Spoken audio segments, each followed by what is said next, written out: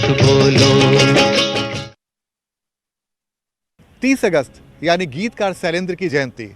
शैलेंद्र आज जिंदा होते तो दुनिया उनके 99 साल होने का जश्न मनाती, जिन्होंने एक से बढ़कर एक गीत लिखे। लेकिन जिस शैलेंद्र के दिल में बिहार धड़कता था, उसने उन्हें न तो कभी उस रूप में याद किया, न ही उन्हें उनका वाजिब सम्मान ही दिया। और यूपी के रहने वालों को पता है कि दास सरनेम होने का स्थानीय समाज में आखिर मतलब क्या होता है। पिता की बीमारी और गरीबी के चलते शंकरदास का पूरा परिवार रावलपिंडी से मथुरा आ गया था, जहां उसके चाचा रेलवे में नौकरी किया करते थे। एक दिन शंकरदास को हॉकी खेलते देख कुछ छात्रों ने कहा, अब ये लोग भी खेलेंगे। बालक शंकरदास को इस बात से इतनी तकलीफ हुई कि उसने तुरंत वहीं अपनी हॉकी स्टिक तोड़ दी और निकल गया। वही शंकरदास आगे चलकर मुंबई में लिखता है, होठों पे सच्चाई रहती है जहां दिल में सफाई रहती है। हम उस देश के वासी हैं जिस देश में गंगा बहती है। क्या कोई कल्पना कर सकता है कि जिस समाज में जाति को लेकर लोगों के मन में इतनी गंदी धारणा हो और जो व्यक्ति उस गंदगी से दिल के भीतर तक आहत रह चुका हो, वो आसमान से भी बड़ा दिल रखकर कहता है। शंकरदास केसरीलाल उर्फ गीतकार शैलेंद्र ने क्या क्या नहीं रचा। आवारा हूं या गर्दिश में हूं, आसमान का तारा हूं, आवारा हूं।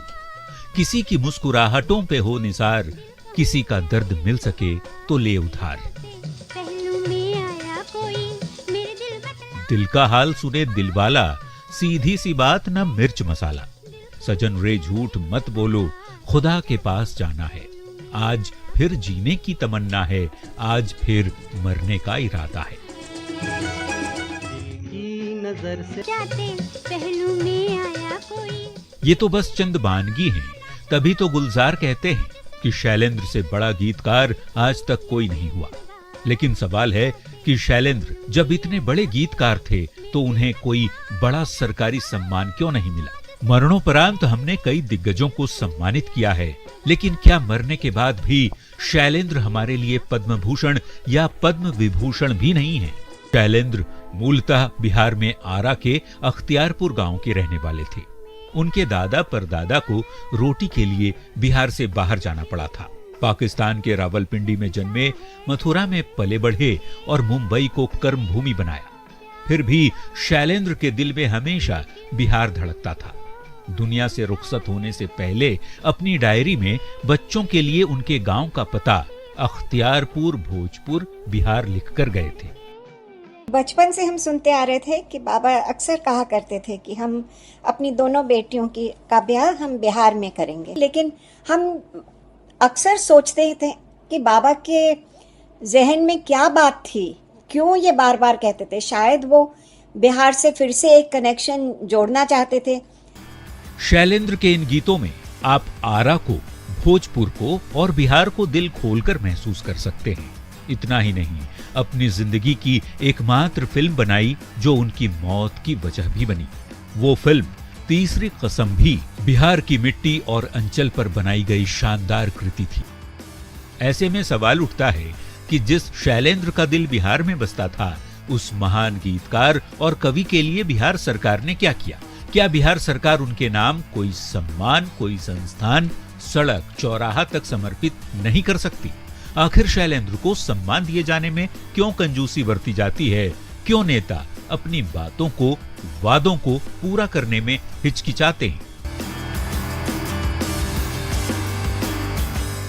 न्यूज 18 ने शैलेंद्र को सम्मान दिए जाने की मुहिम 2 साल पहले से ही शुरू की है। पिछले साल ही हमारे शो में मौजूद नेताओं ने शैलेंद्र को सम्मान दिए जाने के सवाल पर तब क्या कहा था, आप भी सुनिए। सरकार हो या राज्य सरकार हो, उनको सम्मानित करेगी। उनको सम्मानित करके वो खुद सम्मानित होगी, क्योंकि उनके गीतों में दर्द होता था। कि बहुत देर हो गई शैलेंद्र जी जैसे शख्सियत को ये पहचान बिहार के हैं ये जानने में चूक हुई। सरकारें किसी की हो, हम एक बिहारी होने के नाते सभी जो अभी वर्तमान में सरकार है, डबल इंजन की सरकार है और वो बिहार के हैं, हम चाहते हैं कि उनको वाजिब सम्मान जो उनका हक है उनको मिलना चाहिए। और सभी को केंद्र सरकार से हो, राज्य सरकार से हो, चाहे किसी भी पार्टी की सरकार रही है, तो सभी वैसे महापुरुषों को सम्मानित किया जाता रहा है। बिहार भी लगातार सम्मानित करता रहा है। हो सकता है पहले की भी सरकारों से भूल हुई होगी, अभी भी इस तरह की बात है, जानकारी मिली है। आपका बहुत धन्यवाद, आपकी टीम को बहुत बहुत धन्यवाद कि ऐसे महान गीतकार संगीतकार का नाम आपने सामने लाया है। ढेर सारे नगमे देकर सिर्फ 43 साल की उम्र में दुनिया को अलविदा कहने वाले शैलेंद्र आज जिंदा होते तो 99 साल के होते। उनके जाने के 56 साल बाद भी उनके गाने लोगों की जुबान पर हैं। मशहूर प्लेबैक सिंगर रहे मुकेश और अभिनेता के साथ ही बॉलीवुड के शोमैन कहे जाने वाले राज कपूर की कभी नहीं भूली जा सकने वाली फिल्मों के गीत जो अमर हो गए, उन्हें शब्दों में पिरोया था गीतकार शैलेंद्र ने। वही शैलेंद्र जो सरल और सहज शब्दों से गीतों के जादूगर थे। Bureau report. शैलेंद्र बिहार को ही अपना घर मानते थे। उन्होंने अपनी डायरी में एक जगह अपनी छोटी सी वंशावली लिखी थी, जिसमें उन्होंने बिहार के आरा जिले के उस अख्तियारपुर गांव का नाम लिखा था जहां वो शायद कभी नहीं गए। तारीख 17 जनवरी 1953, दिन शनिवार। उस दिन उस शख्स की उम्र हो रही थी 29 साल 4 महीना और 20 दिन, जो पाकिस्तान के रावलपिंडी में पैदाइश और मथुरा में हुई परवरिश के बाद जवान होने पर रोटी की तलाश में माया नगरी मुंबई की खाक छानने पहुंचा था। आगे चलकर उसने कई ऐसे गीत लिखे जो हमेशा हमेशा के लिए अमर हो गए। लेकिन उस दिन उसने डायरी के इस पन्ने में जो लिखा, उसकी सच्चाई से आज तक सभी आंखें मूंद कर बैठा है। ये सच खुद शैलेंद्र ने ही 69 साल पहले अपनी डायरी में दर्ज किया था। 17 जनवरी 1953 को शैलेंद्र ने डायरी में अपनी जो वंशावली लिखी, उसके मुताबिक उनके परदादा का नाम बुलाकी दास, दादा का नाम दुर्गा दास और पिता का नाम केसरी दास था। उन्होंने अपने पिता के जन्म की तारीख 14 दिसंबर 1881 लिखी थी और जन्म स्थान इलाहाबाद लिखा था, जिसके आगे शैलेंद्र ने अपना स्थायी पता लिखा, गांव अख्तियारपुर, तहसील और जिला आरा, बिहार। यानी रावलपिंडी में पैदाइश के बाद मथुरा से मुंबई तक के सफर के बाद भी शैलेंद्र खुद को बिहार का बेटा मानते थे। अगर ऐसा नहीं होता तो जिस जमीन को बाप दादा कब का छोड़ चुके हो, भला वो उसे अपना परमानेंट एड्रेस क्यों लिखते। लेकिन बिहार के लिए 69 साल पहले लिखे उस गीतकार के प्यार को आखिर हमने क्यों नहीं अपनाया।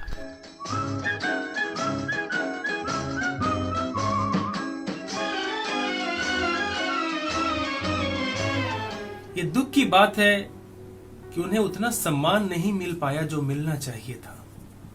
उनकी हर एक गीत लोगों के दिल पे डायरेक्ट असर करते। रफी साहब ने एक गाना गाया था, उनका लिखा हुआ, टूटे हुए ख्वाबों ने हमको ये सिखाया है, दिल ने जिसे चाहा था आंखों ने गवाया है, टूटे हुए ख्वाबों ने हम ढूंढते हैं जिनको वो मिलके नहीं मिलते, रूठे हैं न जाने क्यों मेहमान वो मेरे दिल के। शैलेंद्र ने लिखा कि होठों पे सच्चाई रहती है जहां दिल में सफाई रहती है। आवारा हूं या गर्दिश में हूं, आसमान का तारा हूं, किसी की मुस्कुराहटों पे हो निसार, किसी का दर्द मिले तो ले उधार। मगर बिहार पर उनका प्यार ही आज तक उधार बना हुआ है। होशियार नहीं थे, मगर बॉलीवुड के शोमैन राज कपूर के सबसे चहेते गीतकार थे शैलेंद्र। फौजी पिता जब रावलपिंडी में तैनात थे तो शैलेंद्र का जन्म हुआ। रिटायरमेंट के बाद पिता मथुरा में बस गए तो पढ़ाई लिखाई वहीं हुई। रेलवे में नौकरी लगी तो मुंबई चले गए, मगर बचपन से पैदा हुई कविता लिखने का शौक नहीं छोड़ा।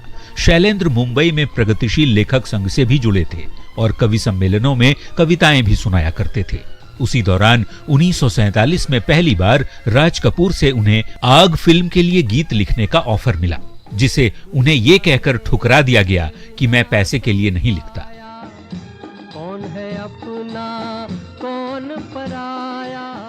मगर शादी के बाद जब घर परिवार की जिम्मेदारियां बढ़ी तो शैलेंद्र खुद राज कपूर के पास गए और बरसात फिल्म के लिए 2 गीत लिखे।